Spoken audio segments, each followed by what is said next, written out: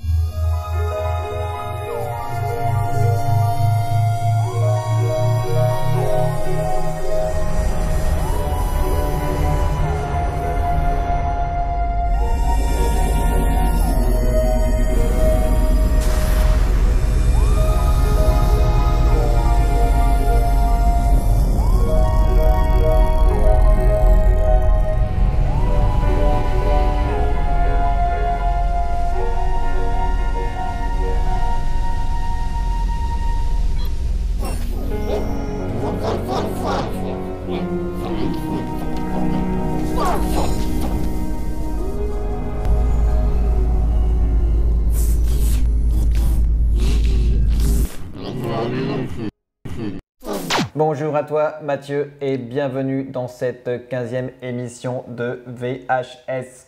Tagazak à toi mon frère. VHS, visionnage hautement subjectif. On va pas parler comme ça toute l'émission. Non, surtout que nous n'avons pas les organes qu'il faut. Exactement. Donc comme vous l'avez compris, on est très content de vous retrouver pour cette émission qui va nous parler de science-fiction. Petit clin d'œil avec nos chapeaux. On va pas dire dans quoi, mettez dans les commentaires pour ceux qui ont reconnu le petit clin d'œil. Bonsoir, chers humanoïdes. Voilà, d'un film de science-fiction. Allez, je vous aide, c'est aux alentours de 2001, je crois, si je ne me trompe pas, ce film-là. Avec un réalisateur qui a un nom aussi extraterrestre que les personnages à l'intérieur. Exactement, voilà. Et là, écoute, on va les enlever parce que je sens qu'on va choper de mauvaises ondes. Et surtout, ça fait un peu chaud. Ouais, dans le film concerné, ces chapeaux permettent de ne pas subir le contrôle de notre cerveau par les extraterrestres, si je ne me trompe pas, c'est ça hein? C'est ça. C'est ça. Bon, et bien Mathieu, c'est servir dans l'antenne. Tu veux faire quoi un plateau repas avec, regarde, des amusements. Bon, ouais, je déconne. Mathieu, est-ce que tu peux nous dire ce qu'est finalement la science-fiction? La science-fiction, sujet extrêmement vaste. Alors la science-fiction, on peut dire en gros qu'elle a été inventée au 19e siècle, c'est-à-dire à l'époque du positivisme et du scientisme victorieux, où justement on se disait, bon ben, la science, ça marche du tonnerre, ça peut résoudre tout et n'importe quoi, donc vive la science, et qu'est-ce qu'il va y avoir après, demain, quand on invente le chemin de fer, le télégraphe, l'avion, le dirigeable. Alors on se disait, mais il y a tout qui arrive, il y a aussi la pénicilline, parce que les sciences biologiques aussi ont beaucoup joué dans la science-fiction. Bref, on se disait, quel va être le futur de demain? Et ça a commencé avec des auteurs comme Jules Verne, Nantes représente, hein, évidemment. J'avoue. Et H.G. Wells, ça a été suivi ensuite, c'était un des grands thèmes pulp des années 20-30, que ce soit en France d'ailleurs ou aux États-Unis. C'était les deux grands pays qui ont fait de la science-fiction. Et aujourd'hui, c'est un art majeur, justement. Et c'est un des genres de films qui a du coup le plus fait avancer les technologies, comme tu le disais, effectivement. En même temps, c'est normal, on essaie d'inventer le futur, donc il faut inventer quelque chose de nouveau à chaque fois. Et le concept, en tout cas, une des exemples les plus percutants, c'est quand vous regardez les concept cars, juste rien que les concept cars, s'ils ne s'inspirent pas de la science-fiction de tous les films. Qu'ils soient récents ou plus anciens, nous allons le voir du coup aujourd'hui, parce que nos deux films sont plutôt vieux. Mais ils sont toujours bons et toujours pertinents. Très bien. Et bien on va commencer du coup avec mon premier film. La sélection de Fabien. Et voilà, je vais vous parler de ma sélection de ce premier film de l'émission. Un film que j'ai découvert il n'y a pas si longtemps que ça, et pourtant je savais très bien au fond de moi que c'était un culte de cinéphile, en tout cas un des premiers grands films qui a marqué la science-fiction, puisque nous allons monter jusqu'à les années 50 et 57 pour être plus précis, avec Planète Interdite. Forbidden Planet. Exactement, donc qui a été réalisé par Fred M. Wilcox du coup, et qui nous raconte l'histoire de quoi? Eh bien on est au 22e siècle. On n'y est pas encore d'ailleurs. Ah oui, c'est pas encore un futur. Du coup, on va suivre. On suit l'équipage d'un croiseur qui va atterrir sur une planète interdite, qui s'appelle Altaïr 4. Et cette exploration va les mener au docteur Morbius, qui a du coup construit un robot. Construit surtout sa maison, son emplacement, construit un robot, le fameux Robbie. Voilà, on reviendra sur ce robot plutôt épique. Et il a recréé du coup sa petite vie là-bas avec sa fille Altaïra. Voilà, c'est pour ça que je comprends Altaïr, le nom de la planète, et Altera. Et ils vont comprendre qu'il y a quelque chose de plutôt mystérieux qui se trame derrière cette vie plutôt paisible sur cette planète, puisque soi-disant des forces démoniaques résumeraient à une force plutôt impressionnante au sein même de cette planète. Il y a une sorte de fantôme, de spectre qui plane sur cette planète. Et une énergie plutôt conséquente aussi. Alors, moi je voudrais te poser la question parce que, vas-y, étant donné que tu as découvert ça il n'y a pas longtemps, je pense que tu n'es pas au courant qu'il s'agit d'une adaptation de William Shakespeare. Et si, je me suis informé. Effectivement, c'est l'adaptation de La Tempête de Shakespeare, donc forcément science-fictionnisé, j'ai envie de dire, qui racontait l'histoire d'une personne, d'un docteur, je crois, si je ne me trompe pas. Qui échoue sur l'île, donc je crois que c'est l'île des Fées, où dessus il y a un monstre Caliban, il y a donc le mage qui est prisonnier de ses artifices, sa fille sur laquelle il est attiré, mais dont il refuse de consommer l'inceste. Bref. Le théâtre victorien, élisabétain. Et ce film s'en inspire quand même pas mal, dans le fond, on va dire. Donc, comme Le Roi Lion était une reprise de Hamlet. C'est vrai, et ça on l'oublie souvent, effectivement. Et donc je vais te dire mon avis sur ce film-là. Ah oui. Eh ben, je suis toujours sous le charme de ce genre de film parce que certes, ça a vieilli, mais dire que ça a vieilli, ça serait complètement bête parce que forcément, 57, on est déjà bien loin, mais ça a le charme parce que ça utilise toutes les vieilles choses. Et je pense que ça vieillira beaucoup moins, en tout cas aujourd'hui, que d'autres films qui sortent aujourd'hui. Je reviens encore sur ça. Parce que les décors sont vrais. Il y a du matte painting, on va revenir sur ça. Les illuminations par les animateurs de Disney. Les animateurs de Disney, effectivement, donc il y a beaucoup d'effets plateaux. Pour en citer quelques-uns, par exemple, on a un robot qui est physiquement là. Oui. On a toutes les traces de pas qui se font dans le sable. Ça aussi, c'était assez impressionnant. Oui, tu parles de l'effet sable. Ah non, tu parles de ça. Lorsque le sable s'affaisse sous les pas de quelque chose. Effectivement. Et puis il y a aussi des effets plateaux. Au moment où il y a une sorte de nuée de fumée. On imagine comment ça a été fait, mais du coup, c'est toujours charmant. Voilà, le terme est là. Toujours de charmant de voir comment on faisait à l'époque. Oui. Et c'est un grand film dans le sens où c'est un film culte de la science-fiction, dans le sens où c'est un des premiers films qui a été tourné en couleur. À l'époque, en cinémascope forcément. Le premier film avec une bande son uniquement faite au synthétiseur aussi. Au synthétiseur, donc on n'a rien contre les compositeurs, les vrais compositeurs, mais voilà, c'était des premiers pas dans de plusieurs avancées technologiques, notamment la couleur, notamment les effets sonores, et on était bien avancé en termes d'effets visuels, puisque ce matte painting a un charme fou, parce que c'est vrai qu'on voit que c'est des toiles, on voit que c'est des peintures. Au premier plan, on a des décors créés, on a les acteurs.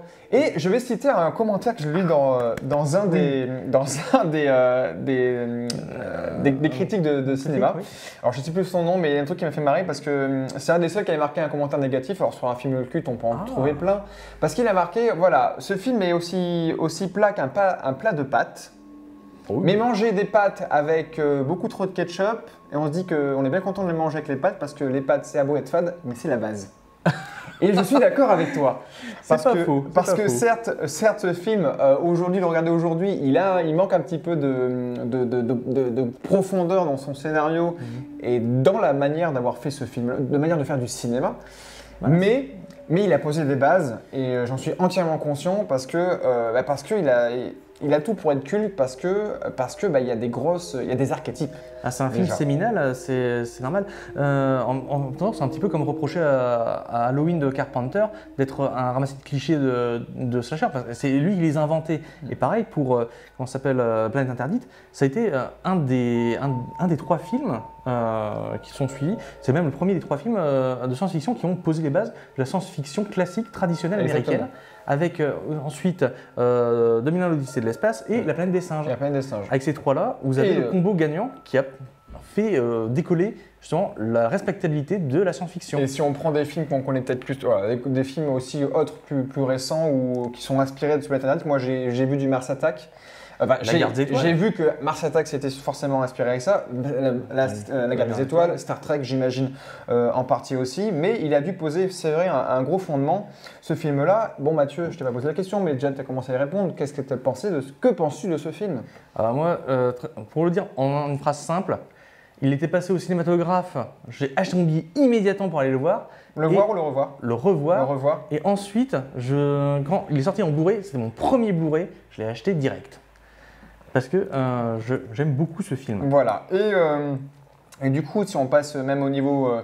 là où ça pêche un peu, j'ai envie de dire, pareil, je me suis fait le test de la VO VF, j'ai regardé un petit peu des deux. Oui. J'adore. Mais j'adore regarder les vieux films comme ça, les vieux doublages français de ces années. Ils ont un charme. Ils ont un charme, mais ils ont même été jusqu'à loin parce que le robot dans l'histoire parle plus de 188 langues, si je ne me trompe pas. Oui. Et à un moment, ils leur demandent si parler français leur convient. Donc c'est même qu'ils ont été pensés. Ils auraient pu dire est-ce que parler américain vous suffit? Non, ils ont vraiment parlé de français quand j'ai mis en français et vice versa. Donc non, il a ce charme-là. Et puis ce robot, donc vous verrez l'image là, on mettra et puis elle est sur la fiche de toute façon ce robot. Ce robot, je l'avais déjà vu quelque part et shame on me, j'ai envie de dire, puisque pour les plus cinéphiles d'entre vous, si vous vous rappelez bien de la séquence d'ouverture une des séquences d'ouverture de Gremlins, quand le père du jeune garçon dans son salon d'invention, il y a ce fameux robot en arrière-plan. C'est un personnage très charismatique et qui a été repris dans énormément de films, de séries. Ouais. Et, on le voit dans qu'on s'appelle The Twilight Zone, dans d'autres films. Il est apparu dans un autre film aussi où il joue un méchant ce coup-ci. C'est devenu un acteur à part entière. Et dans les Looney Tunes, il a été parodié aussi de nombreuses fois sur les séquences où ils sont quand Daffy Duck est dans l'espace là avec. C'est ça. Marie le Martien. Avec l'histoire. Je crois, alors par contre là je suis pas sûr, il faudrait vérifier. Je crois que c'est le seul personnage, donc le seul acteur non vivant à avoir eu son étoile. Sur le trottoir de Hollywood. Ah, sur le Hollywood Boulevard, il y a son étoile? Je crois de que ce oui. robot-là? Ah, vérifier, ça serait marrant de... Parce que c'était un jalon, justement, ça a été un robot de légende au niveau du robot, de l'homme-machine de, comment ça s'appelle, de Metropolis, de Fritz Lang. Et oui, exactement, effectivement. C'était très rare avant de travailler voilà, donc les décors sont juste charmants, les acteurs sont plutôt bien cassés, bon, très archétypés, très stéréotypés. On retrouve qui? Bien sûr. On retrouve Leslie Nielsen, le fameux. Y a-t-il un flic? Y a-t-il un pilote? Voilà, on le voit partout. Il y a Richard Anderson qui est dedans. Walter Pidgeon aussi. Walter Pidgeon qui joue le docteur Morbius, très bien. Anne Francis qui joue du coup Altara, la fille. Et moi, ce qui m'a frappé, et dans ce contexte-là aujourd'hui, c'est la séquence où cette jeune femme, du coup, cette fille, la fille du docteur, découvre pour la première fois des garçons de leur âge. Et au fond de moi, l'affaire Noël-Chen a résonné à ce moment-là, puisque les premiers dialogues échangés sont très primaires. Et on est très content d'être arrivé ici. On aurait peut-être dû venir plus tôt. On est très content que ce soit nous qu'elle ait voyé en premier. Et puis il y a ce chassé-croisé entre savoir de qui elle va tomber amoureux, même si on le sait déjà à la base. Ça, c'est tiré justement de la tradition qu'on s'appelle maritime anglo-saxonne et française aussi, il faut bien le reconnaître, des premiers colons, donc de l'époque de Shakespeare. C'est que justement, les hommes seuls dans un navire, au bout d'un moment, ils ont envie de retrouver la terre ferme et le symbole de la terre ferme, à savoir la femme qui attend normalement au port ou qui vit en tout cas à la terre pendant que le marin lui est sur son navire. Exactement, donc c'est plutôt primaire, plutôt déplacé dans ce contexte-là aujourd'hui, mais à l'époque, ça c'était, j'aurais envie de dire malheureusement, c'était… Encore, ils ont un bonus, c'est qu'ils sont toujours respectueux, même si ils aimeraient bien la ken, quand même, si elle dit pas oui, je ne peux pas toucher. Parce qu'elle est vierge de tout dans le sens où elle n'a pas ses rapports sociaux, elle ne sait pas ce que ça veut dire embrasser, elle ne sait pas, elle n'a pas tout ce recul du monde occidental, j'ai envie de dire. Voilà. Et même si ça est plutôt primaire, on a quand même un fond plutôt intéressant parce que ça relève quand même pas mal de questions d'après-guerre, parce qu'on est en 57. Tout à fait. Il y a toujours cette histoire de guerre froide qui commence. Il y a pas mal de choses, notamment, sans spoiler le film, mais je vous ai dit au début qu'il y avait soi-disant une force surnaturelle, une sorte d'entité qui menace ces personnages-là, et notamment le cube, un fameux endroit qu'ils vont retrouver à un moment dans le film, qui est pour moi typiquement le stéréotype d'une usine nucléaire laissée à l'abandon. En fait. On peut voir ça comme ça. Voilà, donc on peut voir du Nagasaki, on peut voir peut-être ce qu'on veut derrière, mais tout ce que les humains auraient pu laisser quand ils n'ont pas appuyé sur le bouton. Voilà, j'ai envie de dire. Donc voilà, qu'as-tu à dire de plus sur ce film-là, Mathieu ? Je voudrais juste faire une insiste sur le fait que la science-fiction a un défaut, c'est que c'est un genre qui se repose énormément sur des motifs récurrents et malheureusement qui parfois ne les dépasse pas parce qu'on se contente du motif et de ce que ça peut développer. Métaphoriquement les effleurer. Et là, en l'occurrence, le motif le plus développé, c'est celui des précurseurs, c'est-à-dire des races, des espèces extraterrestres qui nous auraient précédés et qui auraient eu une meilleure technologie. Et donc forcément, nous découvrons, petits hommes un peu orgueilleux et un petit peu malhabiles de nos mains, nous découvrons quelque chose de plus grand que nous. Plus grand que ce qu'on aurait pu même imaginer dans tout, quoi. Et ce qui est intéressant, c'est que justement, comme la science-fiction, en fait, ça a été une création de nouvelles mythologies, justement, tous ces schémas, dont celui donc, des précurseurs, ça sert justement à créer un contexte mythologique. Et donc ça, c'est assez intéressant. Et toujours basé sur un contexte mythologique de civilisation. Oui, toujours. On rapproche toujours, et dans la plupart des films de science-fiction aujourd'hui, on rapproche toujours ceci, notamment après ce qu'il a fait la grosse vague de science-fiction, c'est ce côté extraterrestre, mais au sens purement d'extraterrestre, parce que c'est vrai que c'est un film de science-fiction, et on aurait pu dire que ça aurait été facile de prendre une vie extraterrestre, ce qui n'est pas vraiment le cas, parce que tout ce qu'on voit, c'est des choses qui ont été créées par l'homme. Oui. Étonnamment d'ailleurs. À part aussi la base. À part la base et puis cette entité qu'on ne spoilera toujours pas. Donc voilà.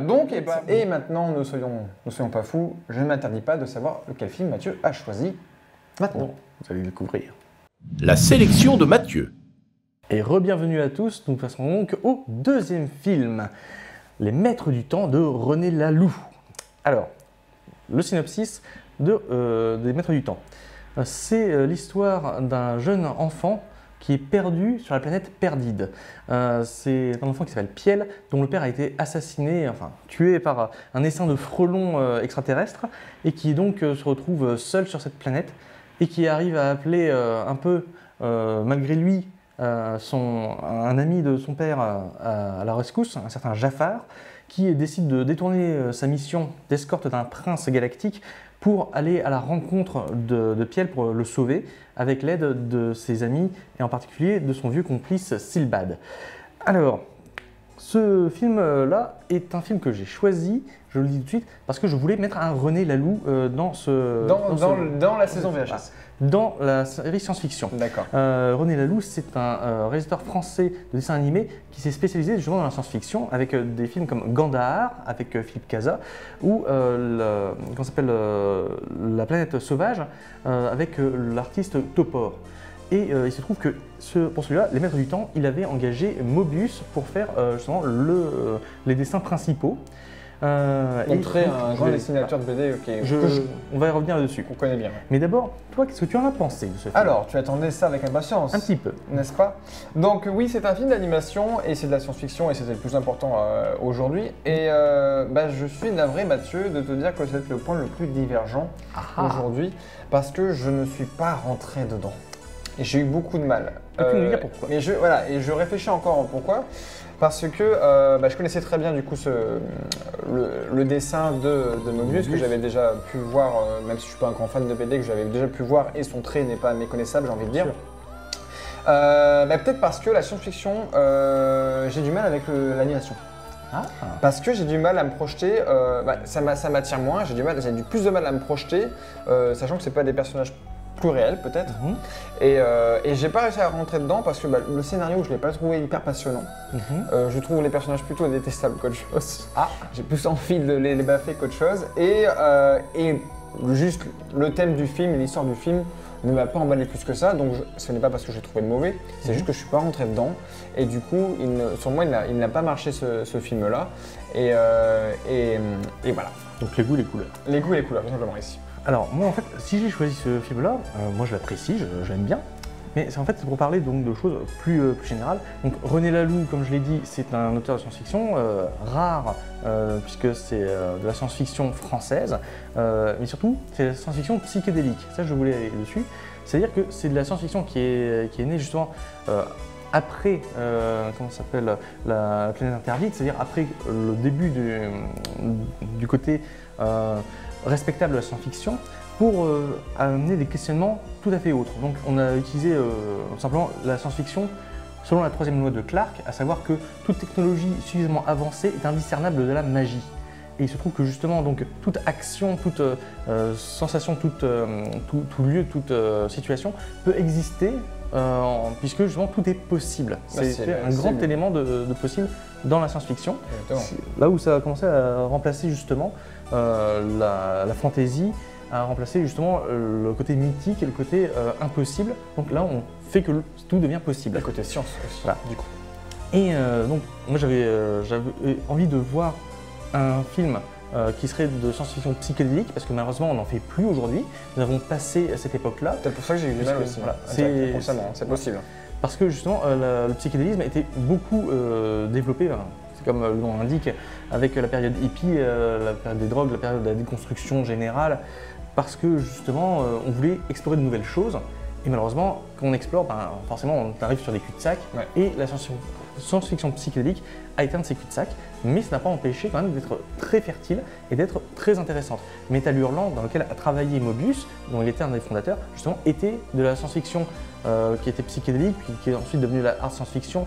Il y a eu aussi du space opéra, de planet opéra. Il y a eu énormément de choses, et justement, je voulais choisir ce film-là aussi pour Moebius. Donc c'est un film qui peut être extrêmement riche quand on se penche sur tout ce qu'il y a autour de ce... Donc non, moi je veux dire pourquoi je suis pas rentré dedans. Alors je dis c'est une question, c'est plus une question de goût de couleur, contrairement au Hobbit par exemple, je reviens encore dessus. Non, je pense que ce qui fait que j'ai reconnu les traits de Moebius entre autres, c'est les traits du dessin. Et je sais que je suis pas amoureuse de ce trait. De ce trait-là, et je trouve que les personnages, il fait toujours des personnages, notamment les personnages masculins, ont des traits très carrés, très raides, très froids, et du coup, c'est au niveau des émotions, j'ai du mal à ressentir les émotions des personnages, que ce soit juste sur les traits du visage. Le garçon, il a une boule plus enfantine, donc du coup je trouve que ça passe mieux, et en même temps on s'identifie plus à ce personnage qui est un peu du coup le personnage quand même principal du film au final, ce jeune garçon. Après moi ce que j'ai bien aimé c'est les personnages annexes, genre le papy moi me fait... Silbad. Et plutôt cool. mais après voilà, j'ai eu du mal à vraiment rentrer dedans, peut-être parce que c'est le trait du dessin, peut-être parce que c'est l'univers aussi psychédélique que tu décrivais juste avant qui m'attire moins, et je trouve qu'il a quand même des longueurs. Qui font que c'est vrai que si tu rentres pas dedans, même s'il ne dure que 1h18, j'ai envie de dire, voilà, moi je l'ai senti passer. Je l'ai senti passer à ce niveau-là. Il n'est pas forcément trop désagréable. Pas désagréable. Non, je ne dis pas désagréable, c'est juste que je n'ai pas aimé, je ne vais pas rentrer dedans, je n'ai pas aimé, mais il n'est pas désagréable pour ça. Moi je l'ai regardé forcément, on l'a regardé en français. Le doublage français est plutôt cool. Puisque nous avons… Jean Valmont dans le rôle de Jafar, donc le héros. Alain Cuny qui joue Xul. Et le petit garçon on l'a pas là, mais qui a une voix qui a déjà été utilisée dans plein de dessins animés. On l'entend, on reconnaît cette voix-là. Et la musique, le thème central reste en tête. Et plutôt intéressant aussi. Oui, voilà, je n'ai pas d'autre chose à te dire à ce niveau-là.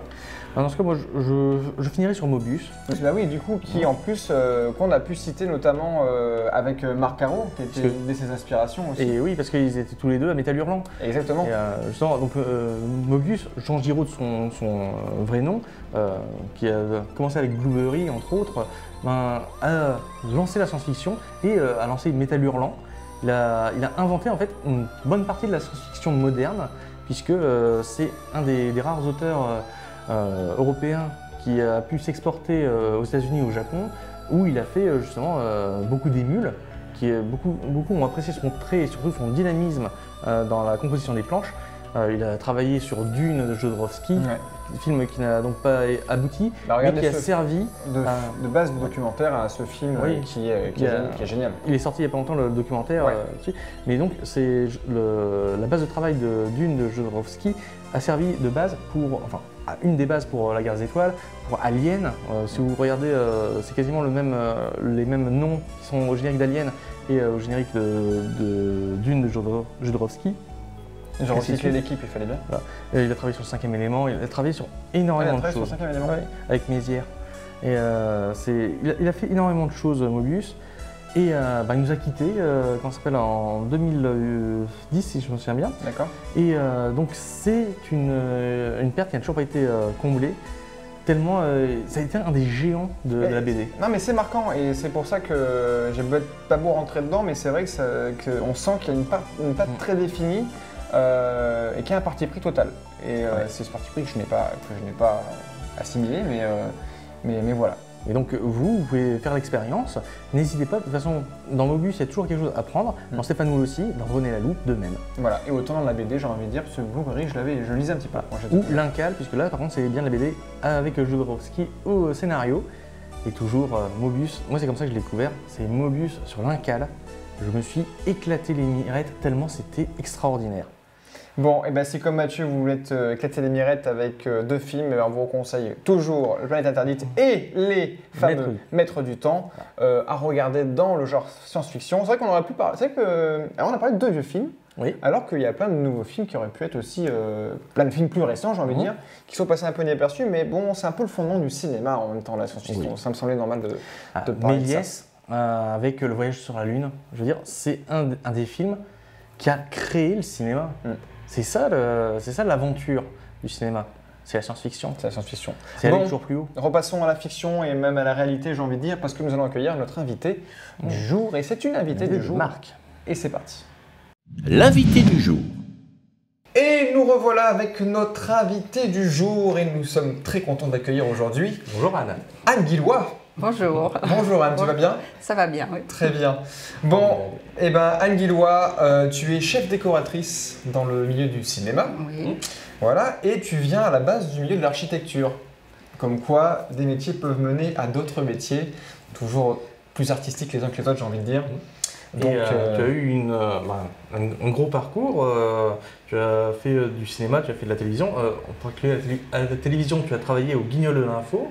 Tu as fait aussi des arts plastiques, tu as donc fait, alors je vois du land art, Oui. donc vraiment des actes monumentaux, et peut-être des œuvres aussi peut-être plus petites, la sculpture. Un petit peu aussi. Sculpture. Donc très éclectique, Oui. forcément. Donc moi ma première Toujours question... sur le matériau. Exactement. Ça, c'est beau, ça. Ma première question, c'est que tu nous parles un petit peu de ton parcours, surtout comment tu as dévié dans le cinéma à la base de l'architecture, et pourquoi cet amour du cinéma. Alors, comment j'ai travaillé dans le cinéma, c'est un peu par hasard, quoi. Enfin, un hasard de rencontre. En fait, moi, j'aimais toujours j'ai découvert le cinéma quand j'étais étudiante, quand je suis passée vers Angers, j'allais au 400 coups. Donc voilà, j'ai vraiment découvert le cinéma en y allant régulièrement. Mais bon, c'était plus en loisir, quoi. Il n'y avait pas d'implication professionnelle. Et bon, moi, j'ai fait des cours d'architecture, je suis architecte, bon, je travaille en bureau d'études. Bon. Et en fait, il y a quelques années, il y a Romain Brice qui travaillait au Guignol de l'Info, qui connaissait mon travail de plasticienne parce que je faisais justement du land art et donc le land art, on précise peut-être pour ceux qui ne savent pas, c'est tout ce qui est déco visuel dans la nature, en pleine nature, hein, c'est voilà, ça. on travaille avec un décor complet. Voilà. Et en fait, moi, j'étais à la Maison des Arts de Saint-Herblain et on avait un atelier où on faisait du land art et des installations. Et en fait, donc du coup, suite à mon parcours, donc je travaille en bureau d'études, mais on m'a proposé, tu ne pourrais pas venir travailler au Guignol de l'Info? Je dis, pourquoi pas? Il faut essayer quoi dans la vie. C'est comme on ne vous propose pas ça tous les jours. Non, c'est sûr. Donc, et j'y suis allée et ça a marché et je me sentais vraiment à ma place. Donc voilà, c'est comme ça que ça a démarré. Commencé. Voilà. Surtout qu'au Guignol de l'Info, c'est vrai qu'à première vue, on se dit mais il n'y a pas beaucoup de décors parce qu'on pense qu'au plateau de principal. Ouais. Mais c'est toutes les petites séquences. Toutes les petites fictions, voilà. Où ils ont reconstruit tous les décors. On voit souvent l'Élysée reconstituée sur plein de façons différentes. Et même la fiction des Guignols de 98-99, si je me souviens bien, c'était assez énorme. Tu as travaillé dessus? Non, j'étais pas encore là. Non. Mais tous les décors, rappelez-vous, revisionnez, mais tous les décors qu'on voit autres que le plateau principal sont vraiment très très bien faits, c'est vrai. Ouais. Coucou à Romain Brice, du coup, que tu connais aussi, qui était notre prof de déco, notre école de cinéma. Et tout à fait. Voilà.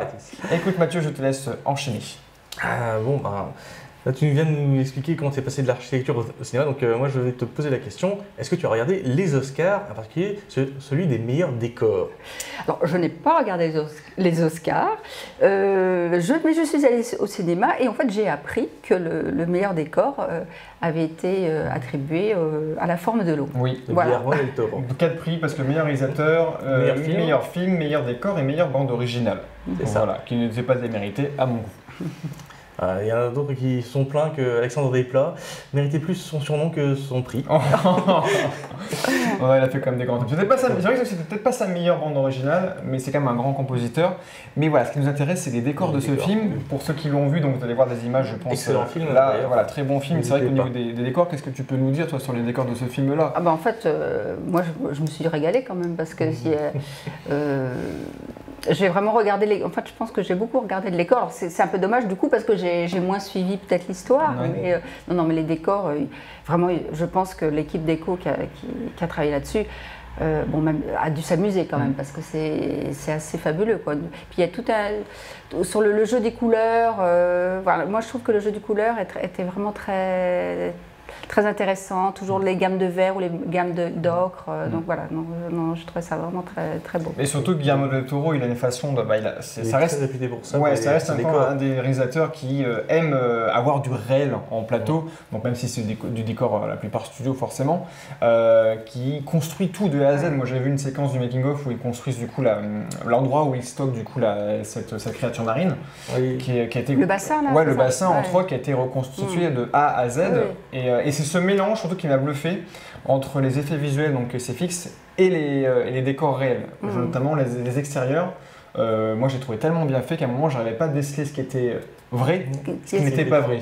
Mais c'est vraiment très très beau, et c'est vrai que ce film méritait en tout cas notamment cet Oscar. Mais toi, pour ce qui est des décors, quand tu vois un décor virtuel, par exemple, est-ce que ça te fait pas tiquer un petit peu, ou ça va, ça commence à être suffisamment bien fait pour que on a l'impression qu'on ne voit pas la différence? En fait, je me dis, un décor virtuel, zut, c'est dommage, on aurait pu le faire, quoi. Mais des fois, s'il n'y a pas besoin, faut aussi s'adapter. Et puis rebondir. En fait, un décor virtuel, ça n'empêche pas de l'adapter aussi avec un décor, un vrai décor. Comme maintenant. Comme dans La Forme de l'eau. Voilà. Donc, faut pas, voilà, ça rajoute aussi une autre forme de scénographie, quoi. De challenge aussi. Et si on parle de décor, il y a des films qui t'ont marqué dernièrement en termes de décor, à part celui-ci qui a gagné l'Oscar. Est-ce que tu en as à nous citer comme ça? Ou des films qui sont pour toi très marquants dans ta culture cinématographique, où tu t'es peut-être inspiré, je ne sais pas, de certaines choses. Est-ce que des films marquants en termes de décor pour toi? En termes de décor? Ouais, si tu devais en citer quelques-uns. Alors il y a Gamine, qui a été, donc c'est la décoratrice, c'est Valérie Valero. Elle a vraiment travaillé sur une unité de couleurs dans la chambre des enfants, dans le séjour, dans l'appartement, et franchement c'est assez fort, quoi. Voilà. Donc, voilà. Ça donne envie d'aller le voir. Hein. Oui, on jetterait un coup d'œil sur ce film-là. Donc Mathieu a posé une très bonne question que je vais lui piquer, c'est pas grave, tant pis. Elles sont à toi. Elles sont à nous aussi, bon ça va. Quel serait le film dont tu exigerais de faire les décors s'il y avait un film qui devrait arriver, ou qu'on t'a peut-être proposé, ou un film que tu as déjà vu, que tu aurais aimé peut-être faire ces décors-là? Un film qui est à venir et tu te dis, il y a des décors à faire qui seraient formidables. Je ne sais pas, parce qu'en fait, ce qui est intéressant ensuite dans les décors, quand on fait des décors, c'est d'avoir des contraintes. Et si on va vers quelque chose qu'on connaît bien, on s'enlève des contraintes. Donc moi j'aime bien, en fait, des fois quelque chose qui me paraît difficile ou qui ne me plaît pas forcément, c'est vraiment intéressant parce qu'on est obligé d'aller au fond de soi et de lutter contre, en fait,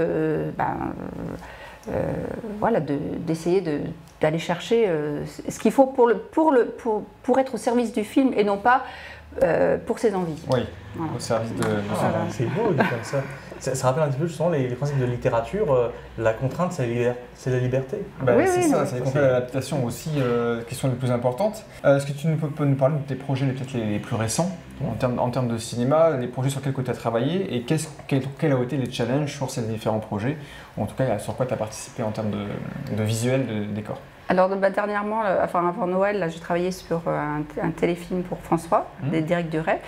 Et en fait, le tournage et la préparation étaient à Limoges. Donc en fait, on est parti 2 mois à Limoges. Donc c'était... bon, moi, j'adore ça parce qu'en fait, on se replonge carrément dans un autre endroit, on prépare avec des personnes différentes. Moi, je ne connaissais pas le réalisateur. Enfin, moi, j'étais le chef déco qui travaillait avec moi. Enfin, moi, j'étais sa première assistante.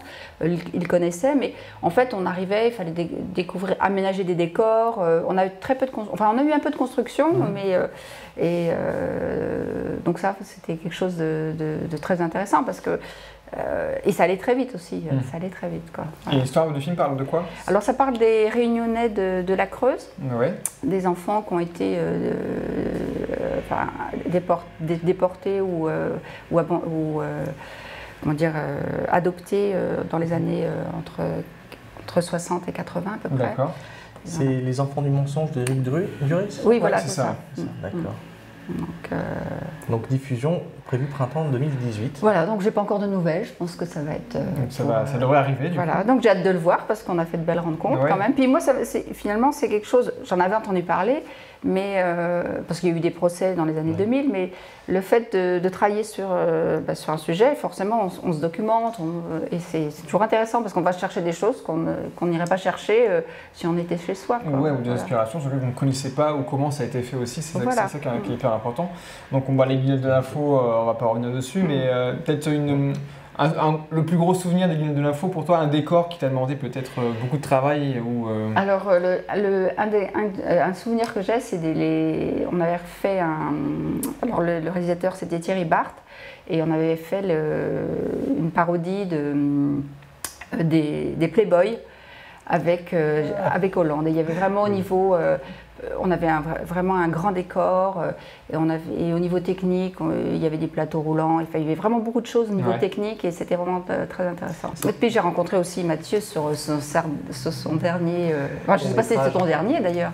C'est le dernier que j'ai tourné, donc Doudou qui sera visible à Vidéo Populi le 6 avril. Voilà. Et donc vous aurez le plaisir de voir les décors faits par Anne, en plus qui s'est pliée à mes caprices parce que j'avais fait des demandes et tu les as bien remplies. Ah bah quand même. Et c'était un événement TV Rosé, bien sûr, Vidéo Populi. En même temps, on a fait une bonne transition. Il faut. Très bonne transition sponsorisée. Très bonne chose. Parfait. Donc vous qui la regardez, n'oubliez pas, vous pouvez l'engager, elle fait du super bon boulot. Voilà, on mettra tous les liens qui la concernent dans la description de la vidéo, ne vous inquiétez pas. Et Anne, on a toujours une petite gimmick dans notre émission. Ici, c'est que tu vas piocher le thème de la future émission, donc de l'émission du mois d'avril. Et en avril, on ne te découvre pas d'un fil. Donc tu n'enlèveras pas ton chapeau le mois prochain, Mathieu. Attention. Attention. Donc, sinon, je vais attraper un rhume du cerveau. Du cerveau. Les thèmes qu'il va falloir qu'on remette un petit peu. Ça commence à se vider, mais bon, c'est vrai qu'on a commencé à faire pas mal d'émissions, c'est la 15e. Que ta main innocente. Alors, romance. Le mois prochain, on parlera de romance, d'histoire d'amour, Mathieu, afin de nous rapprocher encore un peu plus. C'est incroyable, non? Qu'est-ce qui nous arrive? Donc voilà. Donc on parlera de romance le mois prochain. Anne, on te remercie encore une fois d'être passé nous voir et surtout continuez à nous suivre sur les réseaux sociaux, sur Facebook, sur YouTube. N'hésitez pas à laisser des commentaires pour nous dire ce que vous pensez de l'émission. Et puis on se retrouve le mois prochain avec grand plaisir. Et Mathieu, je te laisse le mot de la fin. Eh bien, décorum. Je n'ai pas compris, mais c'est pas grave. Au mois prochain.